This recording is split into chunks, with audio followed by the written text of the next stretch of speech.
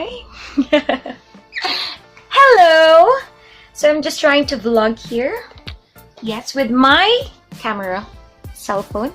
Yes, so I'm in my room after sa duty from mag-TV and duty on radio. Of course.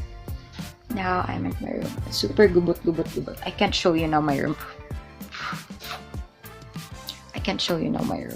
But it's a very special day because I was invited by Lilttle Me Academy to have a short talk of my life. So, ako lang i-highlight about entertainment and sports. But right now, my call time is 3. I still don't have my presentation. Wala pagyapon ko naman. So, I'm making it into ko naman sa presentation. That is why, and na ang time. That is why mag-prepare na ko. Light makeup lang. And then, change outfit. Yeah. 2 hours later. I'm here now sa Lilttle Me Academy. And Lilttle Me, yun ang liit ko kay maayo kasi sila mag-English din. Hi, Joshua. He, she, it. He's Joshua Waban ka. The owner. I'm actually quite nervous right now because I'm going to speak in English. Or no pressure man daw. So, I prepared 120 slides. So, basically, mag-share lang ko sa akong life story daw. Just to inspire the kids. So, as per background, kids naman niya akong mga ka-istorya karon. These are kids coming from grade 7, 8, 9, and 10 of Lilttle Me Academy.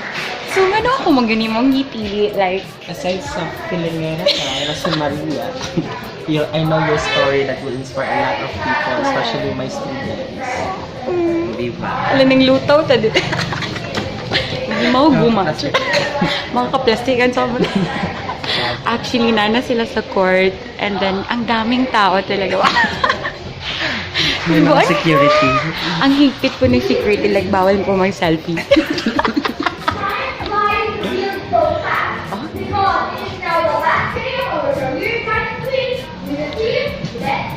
Okay, so, saan man ako ni? Dito na tayo. Ako na air-prepare. Okay, we will go. Ay, saan na rin siya? Guys, meron mga presentation. Wow. Pili ni Joshua. And enjoy the show. Without further ado, let's get started. Here is our very beautiful and compassionate teacher, who will be introducing our very special guest for today. Why she became what she is now. 2 hours later. Finish my talk here at Lilttle Me. Hi guys! How was it?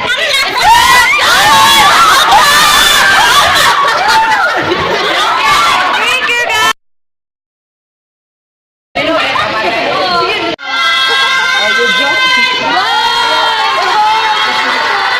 Grabe, wala ko na-expect. Grabe sila kalingaw sa akin.